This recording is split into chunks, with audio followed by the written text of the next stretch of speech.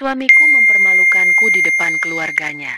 Saat aku menangis, ayahku seorang jenderal datang. 5 menit kemudian, suamiku pingsan melihat apa yang dibawa oleh ayahku. Jangan lupa subscribe, like, dan absen dulu dengan komen, hadir, di bawah sebelum kita masuk ke ceritanya ya. Dari luar, kehidupan Amara Larasati dan Aryon Wicaksana tampak persis seperti rumah itu. Transparan, bersih, dan mahal. Siapapun yang melihat akan berdecak kagum, menyebut mereka pasangan ideal. Aryon, seorang pengusaha muda yang sedang naik daun, tampan dan berkarisma. Amara, istrinya, adalah definisi kelembutan dengan senyum yang mampu meneduhkan. Namun, Amara tahu, ia tidak hidup di dalam rumah. Ia hidup di atas kaca. Setiap langkah harus diperhitungkan, setiap gerakan harus hati-hati, agar tidak menimbulkan retakan yang bisa menghancurkan segalanya. Pagi itu, seperti pagi-pagi lainnya, Amara sudah bangun sebelum fajar menyingsing. Ia menyiapkan kemeja biru laut paling mahal milik Aryon, menyetrikanya hingga tak ada satupun kerutan kasat mata. Dasi sutra yang serasi telah ia gantungkan di sebelahnya. Di dapur, aroma kopi Arabica Fris Cemahten menguar, berpadu dengan wangi roti panggang. Semuanya sempurna. Semuanya sesuai standar Aryon. Pagi, sayang. Sapa Aryon sambil melangkah ke ruang makan. Ia mengecup kening Amara sekilas. Sebuah gestur yang lebih terasa seperti inspeksi harian daripada ungkapan kasih. Matanya berkeliling, memindai meja makan. Pagi, Mas. Kopinya sudah siap. Jawab Amara dengan senyum yang telah ia latih ribuan kali. Aryon menyesap kopinya. Sempurna. Ia lalu menatap Amara dari atas ke bawah. Hari ini Amara mengenakan gaun katun sederhana berwarna krem. Nyaman untuk beraktivitas di rumah. Gaun itu lagi? Tanya Aryon. Nadanya datar. Jantung Amara sedikit mencelos. Kenapa, Mas? Apa tidak cocok? Bukan tidak cocok. Aryon meletakkan cangkirnya. Hanya saja terlalu sederhana. Kamu istri seorang Aryon Wicaksana. Sesekali, pakailah gaun rancangan desainer yang kubelikan. Bahkan saat di rumah sekalipun. Penampilan adalah investasi. Amara. Amara hanya bisa mengangguk pelan. Baik, Mas. Nanti aku ganti. Padahal ia tahu, jika ia memakai gaun mahal di rumah, Aryon akan berkomentar lain. Mau pamer pada siapa? Tukang kebun. Selalu ada yang salah. Selalu ada yang kurang. Kaca yang ia pijak terasa semakin tipis setiap harinya. Siang itu, Amara sibuk dengan hobinya, merangkai perhiasan manik-manik. Itu adalah dunia kecilnya. Satu-satunya tempat di mana ia bisa menjadi dirinya sendiri tanpa standar Aryon. Tiba-tiba, Aryon pulang lebih awal. Wajahnya tampak lelah. Mas sudah pulang, sapa Amara, menyembunyikan keterkejutannya. Aryon melihat tumpukan manik-manik dan tang di atas meja. Ia menghela napas panjang, napas yang selalu menjadi pertanda buruk. Amara, Amara, kapan kamu akan berhenti bermain dengan mainan anak-anak ini? Ini bukan mainan, Mas. Aku suka melakukannya. Untuk apa? Menghabiskan waktu? Dengar, Aryon duduk di depannya, mengambil tangannya.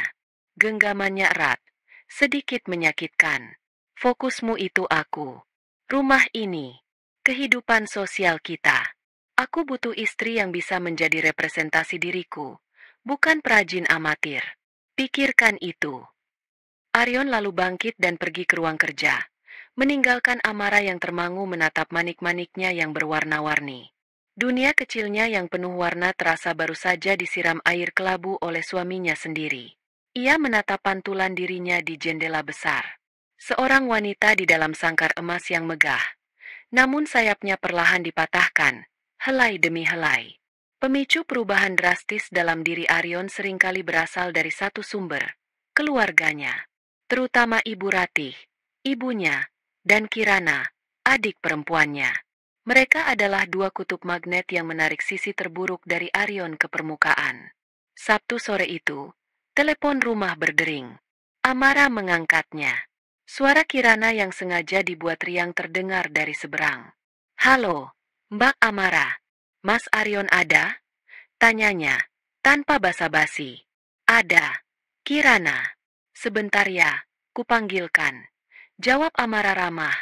Ia menyerahkan telepon itu kepada Aryon yang sedang bersantai di sofa.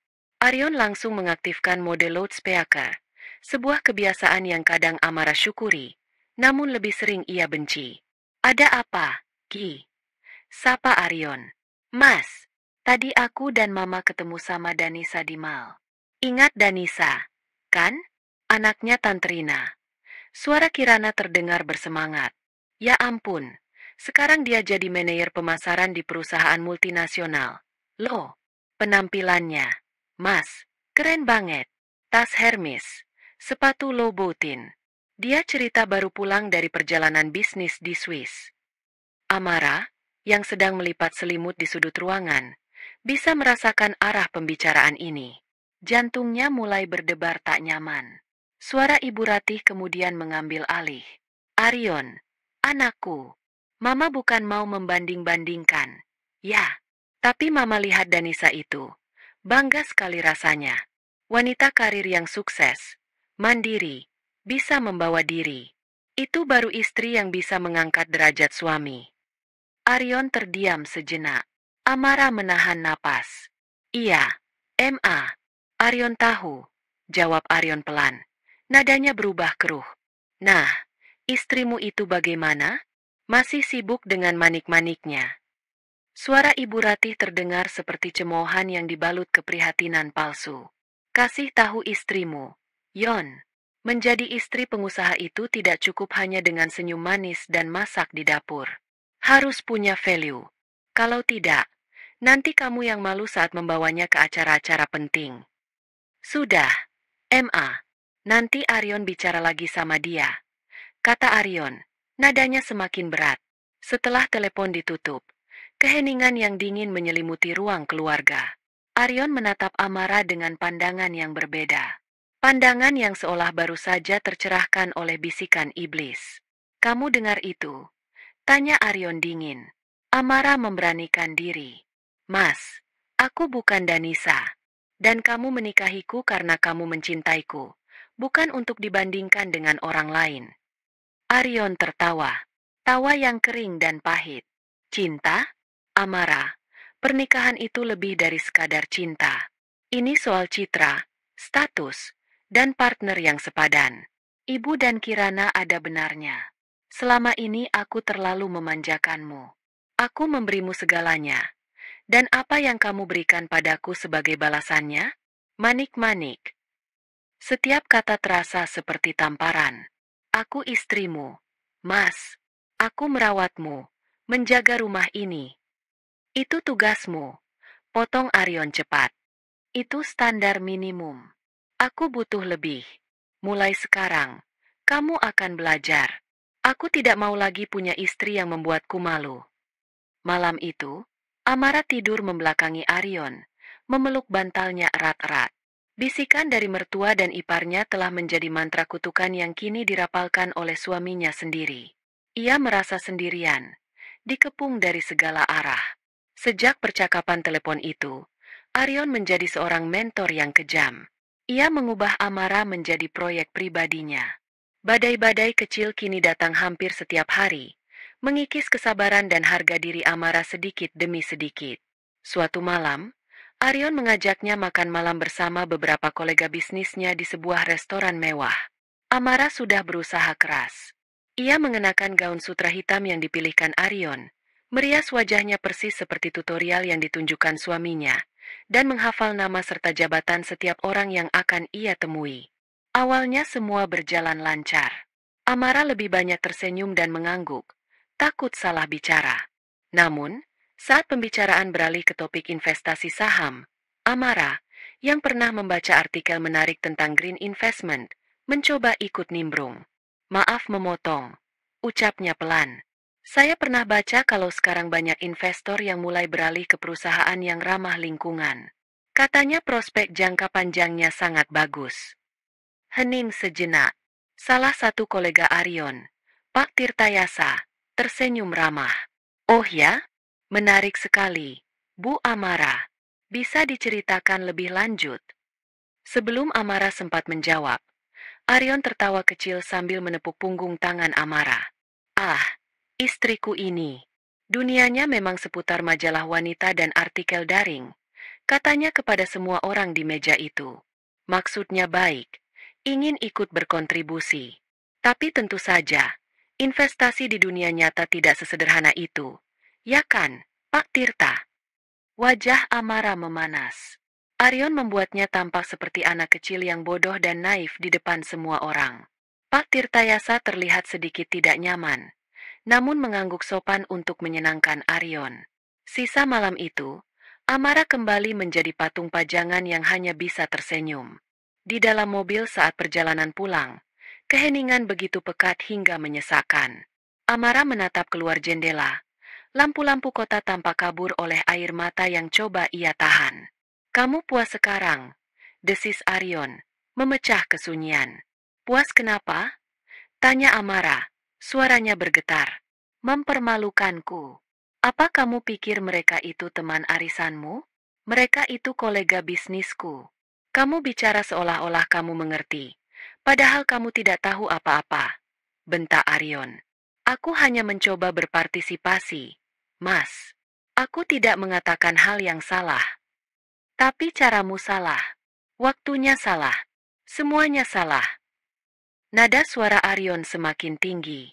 Kamu membuatku terlihat seperti suami yang istrinya tidak punya kelas. Seharusnya kamu diam saja dan terlihat cantik. Hanya itu tugasmu malam ini. Dan kamu gagal. Air mata Amara akhirnya jatuh. Ini bukan lagi tentang membuatnya lebih baik. Ini tentang kendali mutlak. Aryon tidak ingin seorang partner. Ia ingin sebuah boneka yang bisa ia dandani dan ia kendalikan tali geraknya. Malam itu, Amara sadar, cinta yang dulu pernah ia yakini ada, mungkin memang tidak pernah nyata. Yang ada hanyalah ilusi yang diciptakan oleh Aryon. Dan kini ilusi itu telah pecah. Titik puncaknya tiba pada suatu sore yang mendung. Seminggu setelah insiden di restoran. Amara menerima telepon dari seorang teman lama yang kini memiliki sebuah galeri seni kecil. Temannya itu melihat beberapa foto perhiasan manik-manik hasil karya Amara di media sosial dan menawarinya untuk meletakkan beberapa karyanya di galeri sebagai barang konsinyasi. Bagi Amara, itu adalah sebuah pengakuan. Sebuah cahaya kecil di tengah terowongan gelap yang ia lalui. Dengan hati berdebar gembira, ia menceritakannya pada Aryon saat suaminya itu pulang kerja. Berharap setidaknya kali ini Aryon akan ikut senang untuknya. Aryon mendengarkan cerita Amara dengan wajah tanpa ekspresi. Setelah Amara selesai, ia hanya menatapnya lama. Galeri kecil? Konsinyasi? Berapa banyak uang yang bisa kamu hasilkan dari situ? Cukup untuk membeli sepasang sepatuku. Kegembiraan Amara langsung padam, digantikan oleh rasa sakit yang familiar. Bukan soal uang, Mas. Ini tentang apa? Kebanggaan semu? Potong Aryon sinis. Kamu pikir dengan menjual beberapa kalung murahan itu, kamu sudah setara dengan Danisa atau istri-istri kolegaku? Sadarlah, Amara, itu hanya akan membuat keluarga kita terlihat lebih rendah. Seolah-olah suamimu tidak mampu menafkahimu sampai kamu harus berjualan pernak-pernik. Kenapa kamu selalu seperti ini? Suara Amara bergetar karena marah dan terluka. Kenapa kamu tidak bisa sekali saja menghargai apa yang aku lakukan? Karena yang kamu lakukan itu tidak ada harganya. Bentak Aryon. Amarahnya meledak. Kamu pikir kamu sudah hebat? Kamu itu bukan apa-apa tanpaku. Kamu tinggal di rumah ini, memakai pakaian ini, makan makanan ini, semuanya karena aku. Amara mundur selangkah, terintimidasi oleh urat-urat yang menonjol di leher suaminya. Aryon berjalan mondar-mandir seperti singa di dalam kandang.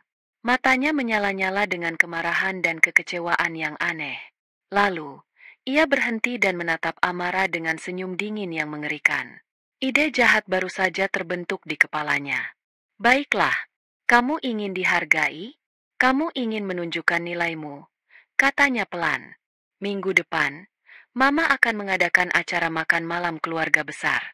Semua paman, bibi, dan sepupu akan datang. Kamu akan ikut. Ini bukan permintaan. Ini adalah perintah.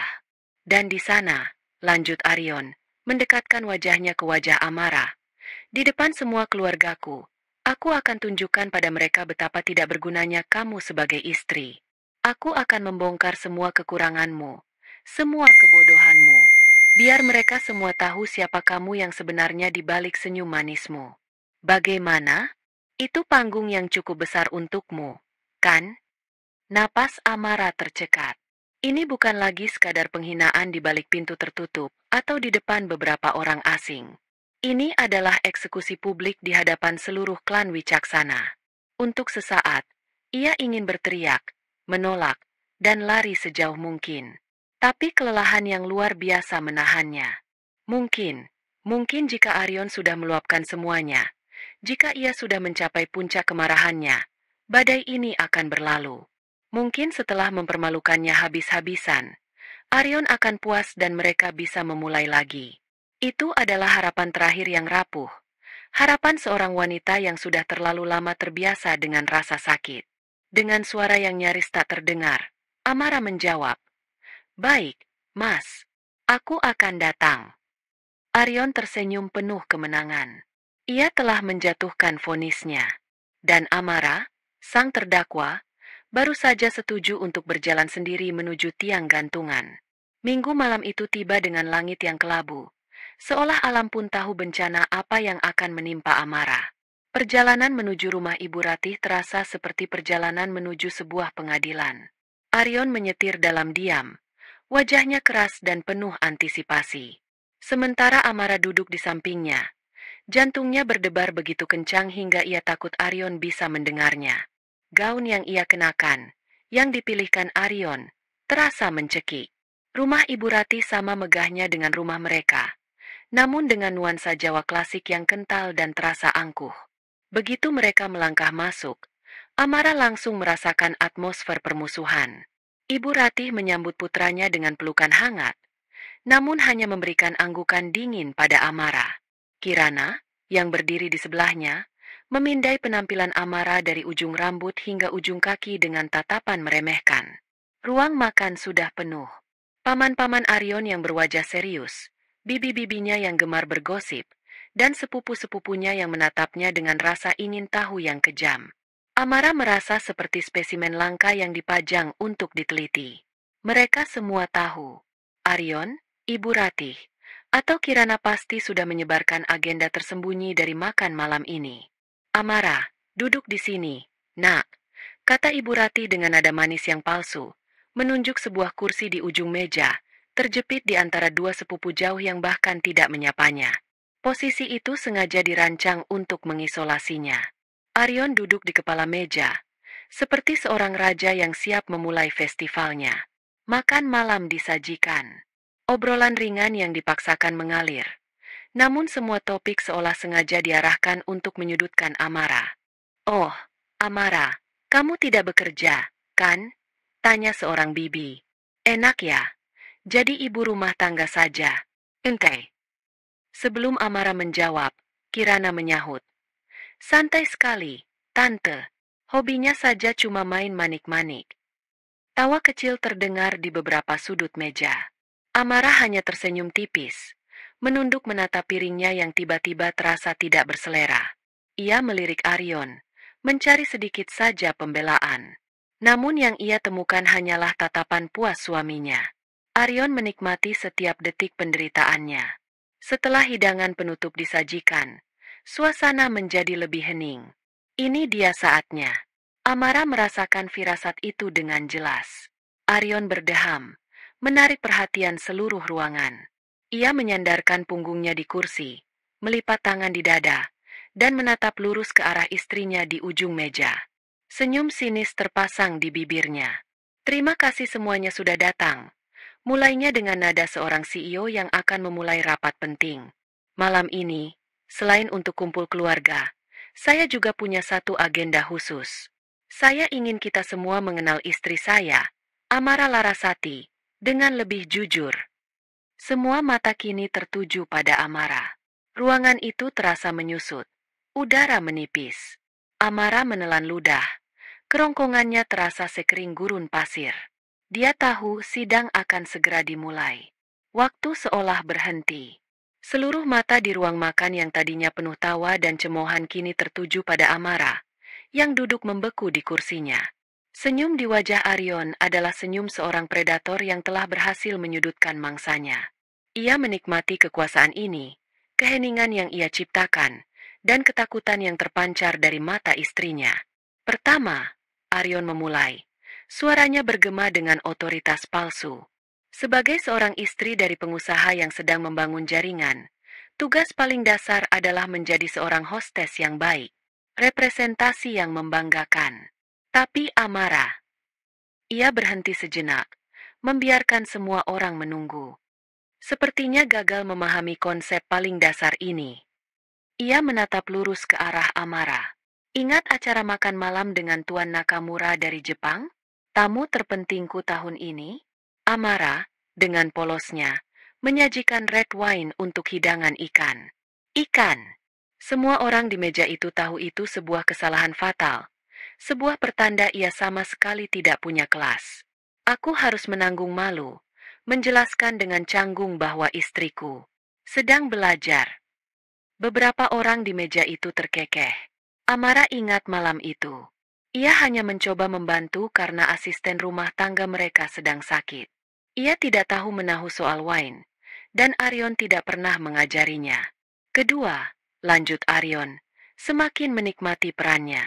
Ambisinya, atau lebih tepatnya, ketiadaan ambisi. Di saat istri-istri kolegaku memimpin yayasan, mengelola galeri seni, atau setidaknya aktif di organisasi sosial kelas atas, apa yang istriku lakukan? Ia menunjuk ke arah Amara dengan garpu di tangannya. Dia bermain dengan manik-manik, merangkai kalung dan gelang yang mungkin laku di pasar kaget. Itukah kontribusi yang ia berikan pada citra keluarga wicaksana? Sebuah hobi kekanak-kanakan yang tidak menghasilkan apa-apa selain debu. Rasa panas menjalar di pipi Amara. Dunia kecilnya, satu-satunya sumber kebahagiaannya, kini diinjak-injak dan dihina di depan umum. Dan yang paling parah, suara Arion menjadi lebih serius, seolah ia akan mengungkap sebuah kejahatan besar. Adalah kenaifannya yang membahayakan. Beberapa minggu lalu, di depan investor-investor penting, ia dengan percaya diri bicara soal investasi hijau yang ia baca dari sebuah artikel gosip. Kalian bisa bayangkan? Di tengah diskusi serius tentang valuasi dan akuisisi, ia bicara seperti anak SMA yang baru dapat tugas clipping. Aku bisa melihat para investor itu menahan tawa. Mereka menatapku dengan iba. Kenyataannya, Pak Tirtayasa justru terlihat tertarik. Tapi Arion telah memutarbalikan cerita itu menjadi senjata untuk menikamnya. Arion mencondongkan tubuhnya ke depan. Nadanya kini merendah menjadi bisikan yang kejam. Aku tahu apa yang kalian semua pikirkan sejak awal. Kenapa aku, seorang Arion wicaksana, menikahinya? Ia membiarkan pertanyaan itu menggantung, menyiksa Amara. Itu karena aku kasihan. Akunya dengan dramatis. Aku melihat seorang gadis sederhana, polos, yang mungkin tidak akan pernah punya kesempatan untuk merasakan hidup seperti ini. Aku pikir aku bisa mengangkatnya. Aku pikir aku bisa membentuknya. Aku memberinya rumah, mobil, pakaian, semua kemewahan yang bahkan tidak pernah ia impikan. Tapi ternyata, aku salah. Kamu bisa mengeluarkan seseorang dari desa, tapi kamu tidak akan pernah bisa mengeluarkan desa dari dalam dirinya. Kata-kata terakhir itu adalah belati yang menancap tepat di jantung Amara. Hinaan terhadap dirinya bisa ia coba tahan, tapi hinaan terhadap asal-usulnya, terhadap keluarganya yang sederhana namun penuh cinta, meruntuhkan seluruh pertahanannya. Hinaan Arion yang brutal membuka pintu air. Kini, anggota keluarga yang lain merasa mendapat izin untuk ikut menyerang. Mereka seperti sekawanan serigala yang mencium bau darah. Ibu Ratih adalah yang pertama. Ia menatap Amara dengan ekspresi prihatin yang dibuat-buat, namun matanya berkilat penuh kemenangan. Sudah, Yon. Jangan terlalu keras pada istrimu, katanya. Nadanya seolah menenangkan padahal justru menambahkan bensin ke dalam api. Amara kan memang masih harus banyak belajar. Mama ingat sekali, waktu pertama kali Amara masak rendang untuk kita. Dagingnya alot sekali sampai gigi Mama hampir copot. Ceritanya, disambut tawa kecil dari para bibi. Tapi kami semua tetap memakannya sampai habis. Kan? Demi menghargai usahamu. Nak, penghinaan yang dibungkus pujian. Itu adalah keahlian Ibu Ratih. Ia membuat Amara terlihat tidak kompeten sekaligus tidak tahu berterima kasih. Kirana, yang tidak suka berbasa-basi, langsung menimpali dengan tawa yang nyaring dan mengejek. Oh, aku ingat itu. MA, daging rendang legendaris. Tapi yang lebih parah, ingat tidak waktu di acara ulang tahun perusahaan ayah? Bak Amara dengan percaya dirinya menyapa istri Pak Dirjen Keuangan. Tapi salah sebut nama. Dia panggil Ibu Santi. Padahal namanya Ibu Wulan. Wajah Ibu Wulan langsung merah padam. Aku yang di sebelahnya rasanya ingin tenggelam ke dalam bumi. Malu-maluin banget. Tawa kini meledak lebih keras. Beberapa sepupu Arion bahkan menirukan ekspresi kaget Ibu Wulan sambil terbahak-bahak. Mereka tidak peduli pada perasaan Amara. Ini adalah hiburan malam bagi mereka. Amara adalah badut yang sengaja disiapkan untuk ditertawakan bersama. Seorang paman menimpali. Makanya, Arion, kalau cari istri itu harus yang bibit, bebet, dan bobotnya jelas. Pendidikan itu penting, agar tidak salah bicara. Setiap kalimat, setiap tawa, adalah batu yang dilemparkan ke arah Amara. Ia merasa telanjang. Seluruh kelemahan dan kesalahannya dipamerkan dan dihakimi. Ia mencari satu saja wajah yang menunjukkan simpati di ruangan itu, namun tidak ada. Yang ada hanya tatapan menghakimi, merendahkan, dan geli. Bahkan para pelayan yang berlalu lalang menunduk, tak berani menatapnya. Namun Amara bisa merasakan bisik-bisik dan senyum tertahan mereka. Seluruh dunia di dalam rumah itu telah berkonspirasi untuk menghancurkannya. Arion bersandar puas di kursinya, menyaksikan karyanya. Ia telah berhasil membuktikan kepada semua orang bahwa menikahi Amara adalah sebuah kesalahan, sebuah beban. Dan Amara, dengan diamnya, dianggap telah menyetujui semua tuduhan itu. Tawa dan cemoohan itu mulai kehilangan bentuknya di telinga Amara. Semuanya melebur menjadi satu suara dengungan yang menyakitkan, seperti suara lebah yang marah di dalam kepalanya. Ia tidak lagi mendengar kata-kata spesifik yang mereka lontarkan. Ia hanya merasakan esensi dari semua itu. Kebencian, cemoohan, dan penolakan mutlak. Ia menundukkan kepalanya dalam-dalam. Rambutnya yang tergerai menjadi satu-satunya tirai yang melindunginya dari tatapan puluhan pasang mata itu. Ia tidak sanggup lagi melihat mereka. Ia tidak sanggup lagi melihat wajah puas suaminya. Sesuatu di dalam dirinya patah. Bukan sekadar retak, tapi hancur berkeping-keping. Harapan terakhirnya bahwa Arion akan puas setelah meluapkan amarahnya, kini tampak begitu bodoh. Ini bukan luapan amarah. Ini adalah sebuah ritual penyiksaan yang telah direncanakan dengan matang. Setetes air mata yang panas jatuh dari matanya, mendarat di atas piring porselen putih di hadapannya. Lalu disusul tetes kedua, ketiga, dan kemudian mengalir tanpa bisa dibendung. Ia tidak terisak. Ia tidak mengeluarkan suara sedikit pun. Ia hanya menangis dalam diam, sebuah tangisan keputusasaan yang paling dalam. Bahunya bergetar hebat, menahan semua rasa sakit yang membuncah di dadanya. Jadi ini akhirnya, bisik hatinya yang remuk. Ini nilai diriku di mata mereka. Nol, kurang dari nol. Aku hanya sebuah kesalahan, sebuah lelucon. Kenangan akan hari-harinya yang lebih bahagia. Saat ia pertama kali bertemu Arion yang menawan, saat ia percaya pada janji-janji manisnya, kini terasa seperti racun. Semua itu bohong. Semua itu hanya sebuah pendahuluan dari malam penghakiman ini. Air matanya terus mengalir, membasahi gaun mahal yang dipilihkan Arion untuknya. Gaun yang seharusnya membuatnya tampak anggun, kini menjadi saksi bisu dari penghinaan terbesarnya. Ia merasa begitu kecil, begitu tidak berharga, begitu sendirian di tengah keramaian. Rasanya ia ingin menghilang, melebur dengan lantai, agar tidak ada lagi yang bisa melihatnya. Puncak dari penderitaan seorang manusia bukanlah rasa sakit fisik, melainkan kesadaran bahwa keberadaanmu sama sekali tidak berarti bagi orang yang paling seharusnya melindungimu. Malam itu, Amara tiba di puncak penderitaan itu. Tawa Kirana masih terdengar paling keras saat ia menceritakan kebodohan Amara yang lain. Arion tersenyum lebar, mengangkat gelas winenya seolah bersulang untuk kemenangannya. Ibu Ratih mengipasi dirinya dengan kipas tangan. Wajahnya berseri-seri karena puas. Di tengah riuh rendah kemenangan mereka, sebuah suara aneh mulai terdengar dari luar. Awalnya samar, nyaris tertelan oleh gelak tawa. Duk, duk, duk. Suara itu berat, berirama, dan stabil, seperti detak jantung raksasa yang mendekat. Kirana, yang sedang berada di puncak ceritanya, sedikit mengernyitkan dahi. Ia kehilangan alur bicaranya. Tunggu, katanya. Suara apa itu? Tawa di ruangan itu perlahan mereda. Semua orang menajamkan telinga. Suara itu kini semakin jelas, semakin dekat. Deuge, Deuge, Deuge, Deuge. Itu bukan suara biasa.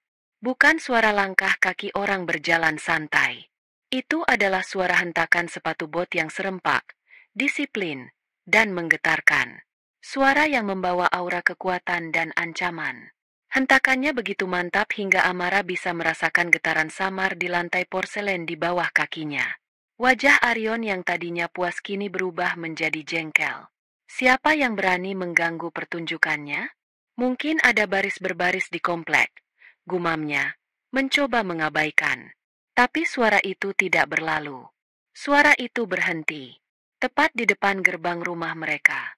Keheningan yang canggung kini menyelimuti ruang makan.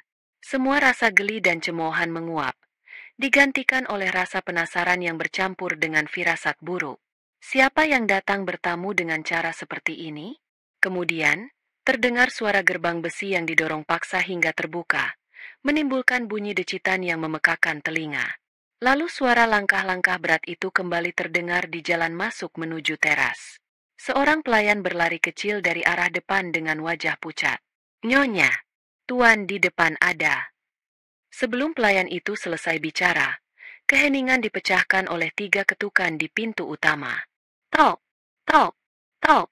Ketukan itu tidak sopan, tidak juga terburu-buru. Ketukan itu keras, tegas, dan penuh otoritas. Sebuah perintah untuk membuka, bukan permintaan. Semua orang di meja makan saling berpandangan. Wajah mereka kini dipenuhi kebingungan dan sedikit ketakutan. Asisten rumah tangga yang lain, seorang pria parubaya yang sudah lama bekerja untuk keluarga Wicaksana, berjalan dengan langkah gemetar menuju pintu utama. Seluruh mata di ruang makan mengikutinya. Arion berdiri, kesal karena malamnya telah dirusak. Ibu Ratih memasang wajah angkuh. Siapapun tamu tak diundang itu, ia akan memberinya pelajaran sopan santun. Dengan tangan yang sedikit bergetar, pelayan itu membuka kunci dan menarik daun pintu yang besar dan berat itu ke dalam. Pintu terbuka lebar, dan dunia keluarga Wicaksana berhenti berputar.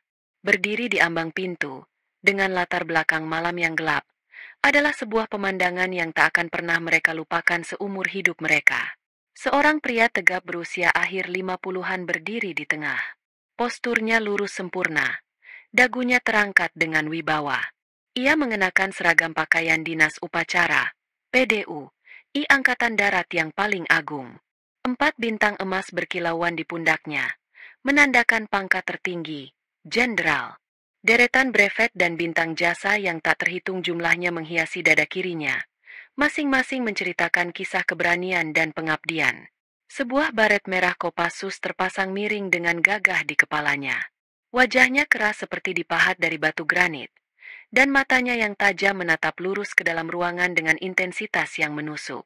Di sisi kiri dan kanannya, berdiri mengapit 2 prajurit dari satuan elit. Mereka mengenakan seragam loreng lengkap, helm, dan rompi anti peluru. Di tangan mereka tergenggam erat senapan serbu canggih dengan sikap siaga.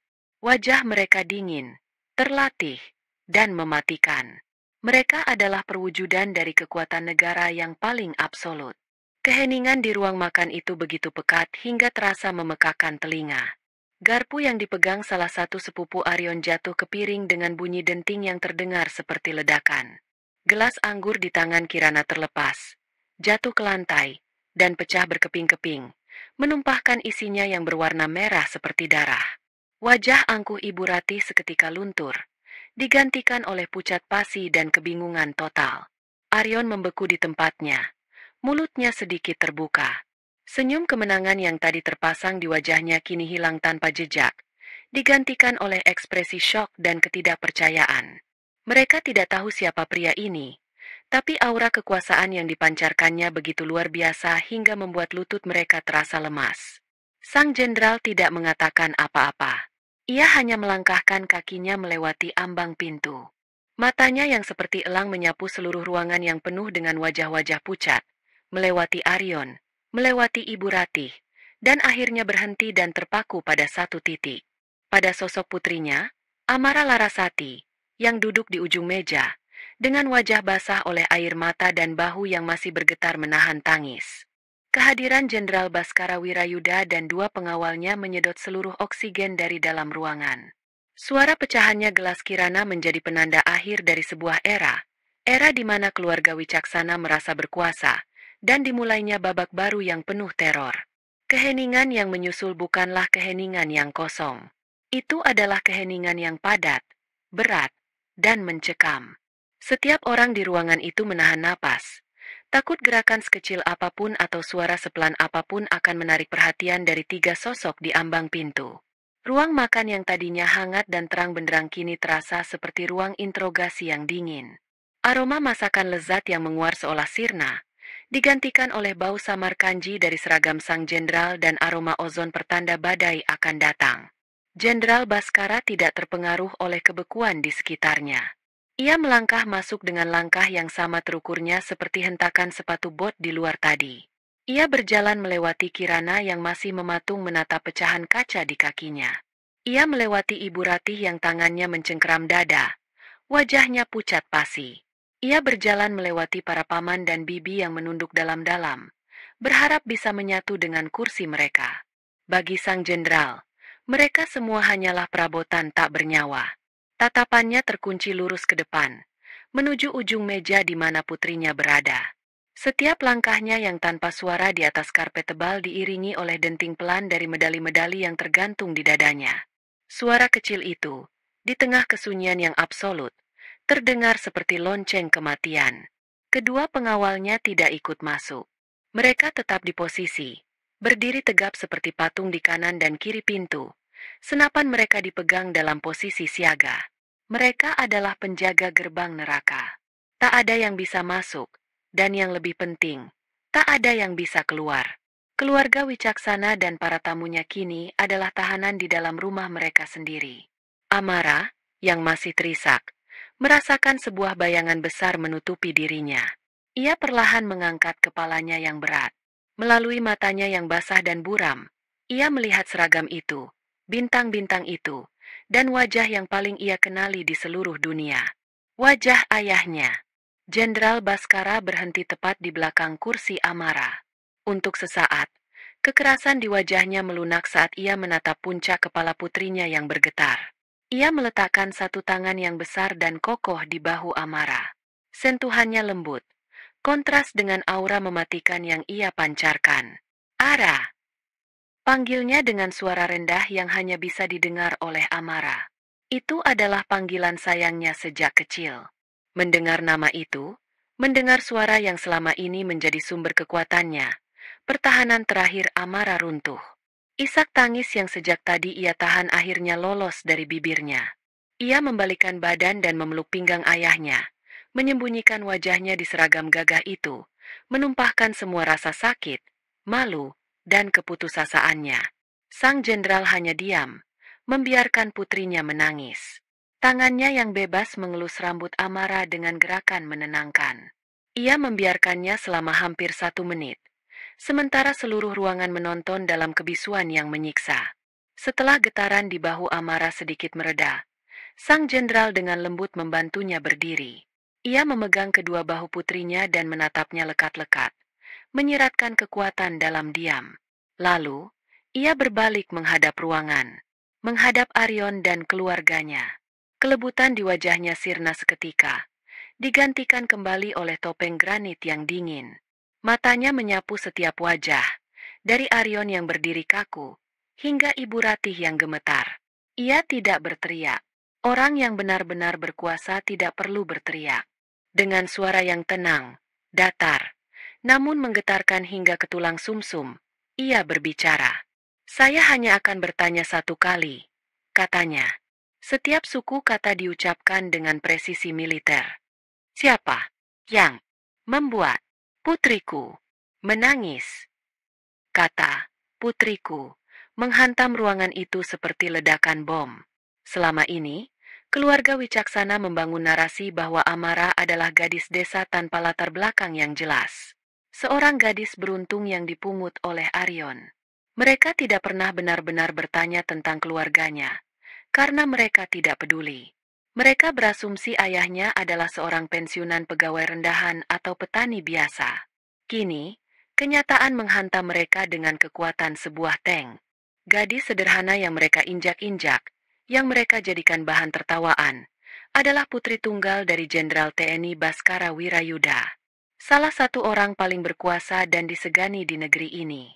Pria yang satu perintahnya bisa menggerakkan ribuan prajurit. Pria yang fotonya sesekali muncul di berita saat mendampingi presiden. Dunia Arion serasa jungkir balik. Jika sebuah bom baru saja meledak, maka wajah Arion, Ibu Ratih, dan Kirana adalah gambaran dari kehancuran setelahnya. Pikiran Arion berpacu liar, mencoba menyusun kepingan-kepingan informasi yang mustahil. Ia teringat hari pernikahannya. Seorang pria parubaya yang ramah datang padanya, mengenakan kemeja batik sederhana, dan memperkenalkan diri sebagai Baskara, ayah Amara. Pria itu berkata ia seorang abdi negara, dan banyak bertugas di luar kota. Penjelasan yang Arion terima begitu saja tanpa curiga.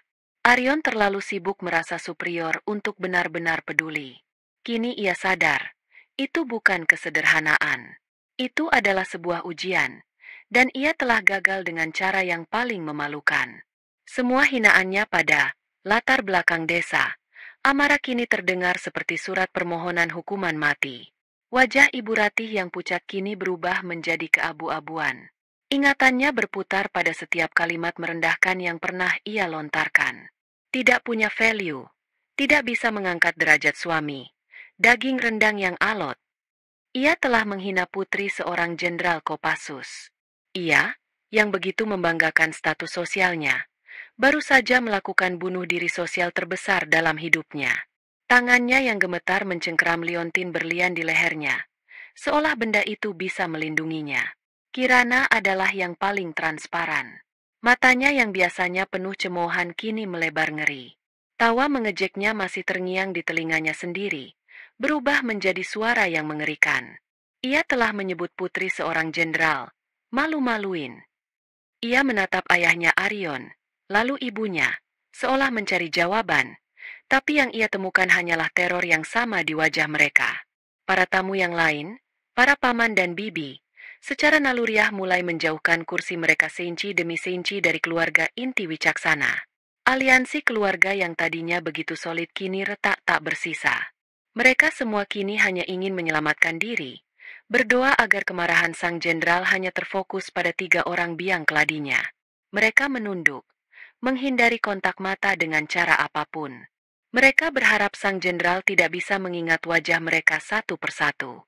Tak ada yang berani menjawab pertanyaan sang jenderal. Lidah mereka keluh, pikiran mereka lumpuh oleh ketakutan. Jenderal Baskara tidak menunggu jawaban mereka. Ia sudah tahu jawabannya dari air mata putrinya. Ia memberikan isyarat kecil dengan tangannya. Salah satu ajudan yang menunggu di luar segera masuk, membawa sebuah tablet militer yang tampak kokoh, lalu menyerahkannya pada sang jenderal sebelum kembali ke posisinya.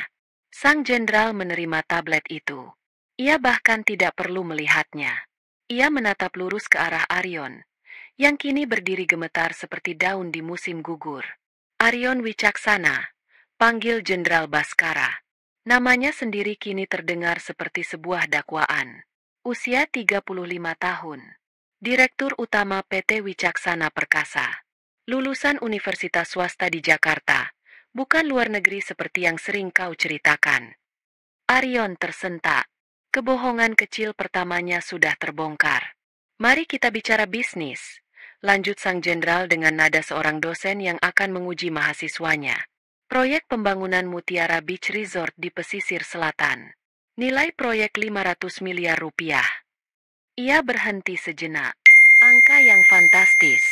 Terutama karena setidaknya 15% dari dana itu digelembungkan melalui 3 perusahaan subkontraktor fiktif yang terdaftar atas nama sopir dan 2 tukang kebun ibumu.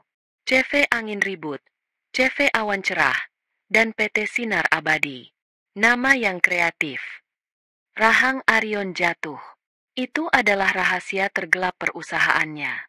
Bagaimana mungkin orang ini tahu? Sang jenderal melanjutkan, seolah sedang membacakan daftar belanjaan. Lalu ada masalah kecil soal pinjaman. Hutang pribadi atas namamu kepada Tuan Hendrawan Tanuwijaya. Sebesar 30 miliar rupiah. Dengan bunga 2% per bulan. Jatuh tempo tanggal 25 bulan depan. Dari data keuanganmu yang terakhir, aku ragu kau bisa membayarnya. Tuan Hendrawan bukan orang yang sabar, bukan? Keringat dingin mulai membanjiri pelipis Arion. Ia merasa seperti sedang ditelanjangi lapis demi lapis di bawah tatapan dingin sang jenderal. Tapi itu semua masalah bisnis. Aku yakin kejaksaan lebih tertarik pada hal lain, kata Jenderal Baskara, nadanya semakin dingin. Misalnya, pembuangan limbah bahan berbahaya dan beracun dari pabrik tekstil rekananmu ke Sungai Citarum. Dilakukan pada tanggal 14 bulan lalu. Antara jam 2 hingga jam 4 pagi. Sebuah truk tangki bernomor polisi B9876XYZ. Jejak digital dari perintah transfer dan pesan singkatmu kepada manajer operasionalmu cukup jelas. Arion. Sangat tidak bijaksana dan sangat ilegal. Itu adalah paku terakhir di peti mati Arion. Skandal lingkungan adalah sesuatu yang tidak bisa dibeli dengan uang atau koneksi. Jenderal Baskara mengangkat tablet di tangannya. Semua data ini, transaksi bank, rekaman CCTV, salinan percakapan, kesaksian saksi kunci, sudah tersusun rapi. Ia menatap jam tangannya. Besok pagi, tepat pukul 8, salinannya akan berada di 3 meja berbeda. Meja Jaksa Agung, meja Menteri Lingkungan Hidup, dan meja Direktur Jenderal Pajak. Ia berhenti. Membiarkan ancaman itu meresap sepenuhnya. Lalu ia menambahkan dengan nada paling mengerikan. Kecuali, tentu saja, putriku merasa bahwa menantunya adalah orang yang sangat baik dan tidak pantas menerima semua ini. Ancaman itu sempurna. Nasib Arion tidak lagi di tangannya sendiri, tidak juga di tangan hukum, tapi sepenuhnya berada di tangan wanita yang baru saja ia hancurkan hatinya. 5 menit. Hanya butuh 5 menit bagi Jenderal Baskara untuk mengubah seorang pengusaha arogan yang merasa di puncak dunia menjadi seorang terdakwa yang menunggu eksekusi. Ia melakukannya tanpa satupun makian, tanpa satupun ancaman fisik. Ia hanya menggunakan senjata paling mematikan di dunia. Kebenaran. Dunia Arion tidak lagi berputar. Dunianya telah lenyap. Semua yang ia bangun, kerajaan bisnisnya, reputasinya, citra dirinya yang tak terkalahkan, semuanya hanyalah istana pasir yang baru saja disapu oleh tsunami bernama Jenderal Baskara. Suara dengungan di telinganya semakin keras, menenggelamkan detak jantungnya sendiri yang menggila.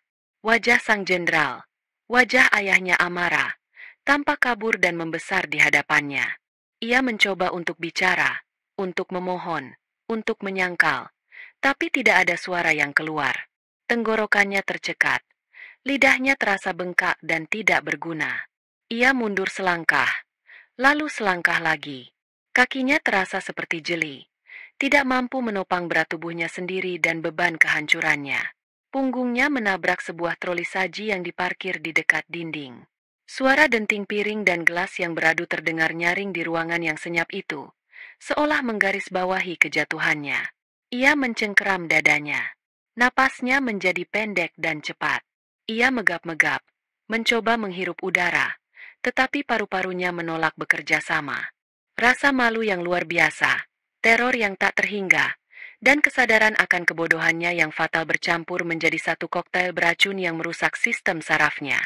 Di depan semua orang yang tadinya ia anggap sebagai penonton kemenangannya, ibunya, adiknya, paman dan bibinya, ia kini ditampilkan sebagai seorang penipu, kriminal, dan pria yang kalah total. Pria yang telah menghina orang yang salah dengan cara yang paling fatal. Warna menghilang dari pandangannya. Wajah-wajah di sekelilingnya menjadi siluet hitam. Lututnya akhirnya menyerah. Ia terhuyung ke samping. Tubuhnya limbung. Matanya berputar ke belakang. Tepat sebelum kegelapan menelannya sepenuhnya, bayangan terakhir yang ia lihat adalah wajah Amara, yang kini menatapnya bukan dengan air mata, melainkan dengan tatapan kosong yang dingin. Aryon Wicaksana, pria yang merasa dirinya adalah raja, pingsan di tengah puing-puing kerajaannya sendiri. Pingsannya Aryon memecah keheningan yang mencekam itu menjadi kekacauan yang panik. Ibu Ratih menjerit, bergegas menghampiri putranya yang tergeletak di lantai. Kirana mengikuti dengan langkah tersandung. Tangisnya kini bukan lagi tangis palsu, melainkan tangis ketakutan murni. Mas Aryon, bangun, Mas, panggil ambulans. Teriaknya histeris. Para tamu yang lain, melihat kesempatan, mulai beringsut mundur, mencari jalan keluar dari rumah yang kini terasa terkutuk. Di tengah kekacauan itu, Jenderal Baskara tetap tenang seperti pusat badai. Ia sama sekali tidak melirik ke arah Aryon. Drama keluarga Wicaksana bukan lagi urusannya. Misinya hanya satu, mengevakuasi putrinya. Ia menatap Amara, yang berdiri terpaku menatap suaminya yang tak sadarkan diri. Di mata Amara tidak ada kekhawatiran, tidak ada kepanikan, bahkan tidak ada rasa kasihan. Yang ada hanyalah kekosongan yang dingin, seolah ia sedang menatap orang asing. Ia telah mati rasa. Ayo pulang, nak, kata Jenderal Baskara lembut. Suaranya membelah keributan. Tempatmu bukan di sini lagi. Amara mengangkat pandangannya dari Aryon ke wajah ayahnya. Ia mengangguk pelan. Sebuah gerakan kecil yang menandakan sebuah keputusan besar. Selesai. Semuanya sudah selesai. Jenderal Baskara melepas jas pakaian dinas upacara, PDU, miliknya yang berat dan penuh lencana. Dengan gerakan sigap, ia menyampirkannya di bahu Amara yang masih bergetar. Jas itu terasa hangat dan berat. Sebuah jubah pelindung yang nyata. Aroma khas ayahnya, campuran tembakau pipa dan air kolon yang tegas, menyelimutinya, memberinya rasa aman yang telah lama ia rindukan. Dengan satu tangan merangkul bahu Amara, Jenderal Baskara membimbingnya berjalan keluar dari ruang makan raka itu. Mereka melangkah melewati Ibu Ratih dan Kirana yang sibuk menepuk-nepuk pipi Aryon. Mereka tidak dihiraukan, seolah tidak ada. Saat mereka tiba di pintu utama, kedua pengawal bersenjata itu langsung berdiri tegap dan memberikan hormat militer yang sempurna kepada sang jenderal dan putri yang dilindunginya. Amara melangkah keluar dari rumah itu, merasakan udara malam yang segar menerpa wajahnya untuk pertama kali setelah berjam-jam terkurung. Ia tidak menoleh ke belakang. Tidak sekalipun. Pintu di belakangnya tertutup pelan, menutup satu babak paling kelam dalam hidupnya. Di depannya, sebuah mobil dinas berwarna hitam dengan plat nomor militer telah menunggu. Mesinnya menyala, siap membawanya pergi menuju kehidupan yang baru. Aryon sadar 1 jam kemudian di kamarnya yang mewah. Kepalanya berdenyut sakit, dan untuk sesaat ia pikir semua yang terjadi hanyalah mimpi buruk. Namun, melihat wajah ibunya yang sembab dan adiknya yang pucat pasi, ia tahu kengerian itu nyata. Rumahnya yang biasanya ramai kini sunyi senyap. Para tamu sudah kabur seperti tikus dari kapal yang karam. Amara telah pergi. Keesokan paginya, efek domino dari 5 menit yang menentukan itu mulai bergulir dengan kecepatan yang brutal. Pukul 8.05, telepon Aryon berdering. Itu adalah Tuan Santoso, investor terbesarnya. Aryon, saya dengar ada sedikit keributan di acaramu semalam. Saya sudah mempertimbangkan. Sepertinya saya harus menarik dana saya dari proyek Mutiara Beach. Ada beberapa hal dari hasil due diligence tim saya yang membuat saya tidak nyaman, kata Tuan Santoso dengan nada dingin sebelum menutup telepon. Aryon tahu itu bohong. Berita pasti sudah menyebar. Pukul 9.30, seorang kurir mengantarkan sebuah amplop coklat tebal. Isinya adalah surat resmi dari Direktorat Jenderal Pajak, memberitahukan akan dilakukannya pemeriksaan dan audit penuh terhadap seluruh aset pribadi Arion dan pembukuan PT Wicaksana Perkasa. Pukul 11, ia mencoba menghubungi beberapa kolega bisnisnya untuk mencari bantuan. Tak satu pun dari teleponnya yang diangkat. Pesannya hanya dibaca tanpa dibalas. Dalam hitungan jam, ia telah menjadi paria. Orang yang harus dihindari seperti wabah penyakit. Kepanikan mulai mencengkeram keluarga Wicaksana.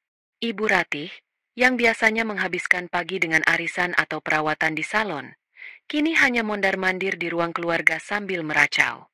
Ini semua salahmu, Arion. Kenapa kamu begitu bodoh? Kenapa kamu harus memancing harimau yang sedang tidur? Kirana menangis di kamarnya, bukan karena kasihan pada kakaknya, tapi karena undangan pesta ulang tahun temannya yang paling bergengsi tiba-tiba dibatalkan untuknya. Ia dikeluarkan dari semua grup percakapan elitnya. Status sosial yang ia bangun dengan susah payah hancur menjadi debu. Rumah megah itu kini terasa seperti penjara. Kemewahan di sekeliling mereka, lukisan mahal, guci antik, perabotan impor, semuanya kini terasa seperti ejekan atas kejatuhan mereka. Arogansi telah digantikan oleh ketakutan. Mereka saling menyalahkan dalam bisik-bisik yang penuh keputusasaan, menunggu pukulan berikutnya datang. Mereka tahu ini baru permulaan. Jenderal Baskara bahkan belum benar-benar memulai. Ia hanya menunjukkan pada mereka seberapa dalam jurang yang telah mereka gali untuk diri mereka sendiri. Sementara keluarga Wicaksana tenggelam dalam neraka ciptaan mereka sendiri, Amara justru sedang tidur. Ia tidur di kamar tamu di rumah dinas ayahnya, sebuah rumah yang jauh lebih sederhana dari istana kaca Arion, namun terasa hangat dan penuh perlindungan. Ia tidur selama 14 jam tanpa henti, seolah tubuh dan jiwanya sedang membayar hutang istirahat dari siksaan bertahun-tahun. Saat ia bangun, matahari sore menerobos masuk melalui jendela, menebarkan cahaya keemasan di dalam kamar. Ayahnya sedang duduk di kursi di sudut ruangan, membaca buku, menunggunya bangun. Sudah merasa lebih baik, Ara? Tanya Jenderal Baskara lembut, menutup bukunya. Amara mengangguk. Tubuhnya masih terasa lelah, tapi kepalanya terasa jernih untuk pertama kalinya setelah sekian lama. Ayah, maafkan aku. Seharusnya aku cerita dari dulu. Jenderal Baskara bangkit dan duduk di tepi tempat tidur. Bukan kamu yang harus minta maaf. Ayah yang minta maaf. Ayah terlalu sibuk dengan negara sampai tidak melihat perang yang terjadi di dalam rumah putrinya sendiri. Ayah pikir dengan membiarkanmu membangun rumah tanggamu sendiri tanpa intervensi adalah hal yang benar. Ternyata itu membuatmu tidak punya tempat untuk lari. Mendengar itu, Amara kembali menangis. Tapi kali ini bukan tangis keputusasaan. Itu adalah tangis kelegaan. Mereka bicara panjang lebar hari itu. Amara menceritakan semuanya, dari hinaan-hinaan kecil hingga malam penghakiman itu. Jenderal Baskara mendengarkan tanpa menyela. Wajahnya mengeras setiap kali mendengar penderitaan putrinya. Setelah semuanya tercurah, Amara menatap ayahnya dengan sorot mata yang baru. Sorot mata yang tegas. Aku mau cerai, ayah. Itu bukan pertanyaan. Itu adalah pernyataan. Keputusan itu datang dari dalam dirinya sendiri, bukan atas desakan ayahnya. Jenderal Baskara tersenyum bangga. Tentu saja, ayah sudah siapkan tim pengacara terbaik di negara ini untukmu. Kamu tidak perlu khawatir soal apapun. Beberapa hari kemudian, setelah energinya pulih, Amara meminta sebuah kotak tua miliknya diantar dari rumah Arion. Di dalamnya ada semua peralatannya untuk merangkai perhiasan. Ia membukanya, menatap manik-manik aneka warna dan tang-tang kecilnya. Dulu, ini adalah pelarian rahasianya. Kini, ini akan menjadi terapinya. Tangannya mulai bekerja, merangkai manik-manik menjadi sebuah pola yang indah. Jarinya bergerak dengan lincah, pikirannya fokus. Setiap manik yang ia pasang terasa seperti satu keping hatinya yang pecah yang ia satukan kembali. Ia tidak lagi membuat perhiasan untuk membunuh waktu. Ia membuatnya untuk membangun kembali hidupnya. Kreativitasnya yang selama ini ditekan kini mengalir deras, bebas, dan penuh harapan. Seminggu kemudian, saat Amara sedang menikmati teh paginya di taman belakang rumah ayahnya, sebuah mobil yang ia kenali berhenti di depan gerbang. Aryon, Ibu Ratih, dan Kirana keluar dari mobil itu. Penampilan mereka sangat menyedihkan. Aryon tampak 10 tahun lebih tua. Kantung matanya menghitam, kemejanya kusut. Ibu Ratih tidak lagi mengenakan perhiasan yang gemerlap. Wajahnya kuyu dan penuh permohonan. Kirana hanya menunduk, tak berani menatap ke depan. Mereka berhasil melewati pos penjagaan dengan alasan urusan keluarga yang mendesak. Mereka berjalan mendekati Amara yang duduk tenang di kursinya. Aryon adalah yang pertama bicara. Suaranya serak dan putus asa. Amara, sayang maafkan aku. Ia memulai, mencoba meraih tangan Amara, namun Amara menariknya dengan tenang. Aku hilaf malam itu. Aku stres karena pekerjaan. Tolong, bicaralah pada ayahmu. Hentikan semua ini. Bisnisku hancur. Hidup kami hancur. Amara menatapnya dengan tenang. Hidup kalian yang hancur. Ibu Ratih maju, kini tanpa keangkuhannya. Amara, nak, maafkan tante. Maafkan kami semua. Kami mohon padamu. Kami akan lakukan apa saja. Kami tidak bisa hidup seperti ini. Ratapnya, air matanya kini tulus karena penderitaannya sendiri. Amara mendengarkan semua permohonan mereka tanpa menyela. Wanita yang dulu akan gemetar dan menangis mendengar bentakan mereka, kini duduk dengan punggung tegak, menatap mereka dengan mata yang jernih dan tajam. Setelah mereka selesai, Amara menarik napas panjang. Penyesalan kalian datang terlambat, katanya. Suaranya stabil dan dingin. Dan yang lebih menyedihkan, penyesalan kalian bukan untukku. Penyesalan kalian adalah untuk diri kalian sendiri. Kalian tidak menyesal telah menyakitiku selama bertahun-tahun. Kalian hanya menyesal karena perbuatan kalian ketahuan oleh ayahku. Ia berdiri. Jika ayahku hanya seorang petani biasa seperti yang kalian kira, apakah kalian akan datang kemari untuk minta maaf? Tentu tidak. Kalian akan terus menertawakanku. Aryon dan keluarganya terdiam. Kata-kata Amara adalah kebenaran yang telak. Tidak ada yang bisa dibicarakan lagi, lanjut Amara. Semua sudah selesai di antara kita. Untuk selanjutnya, silakan bicara dengan pengacaraku. Dengan itu, Amara berbalik, masuk ke dalam rumah, dan menutup pintu di depan wajah mereka. Ia tidak membantingnya. Ia menutupnya dengan pelan dan pasti. Sebuah penutupan yang definitif, dilakukan olehnya sendiri, sebagai wanita yang memegang kendali atas hidupnya.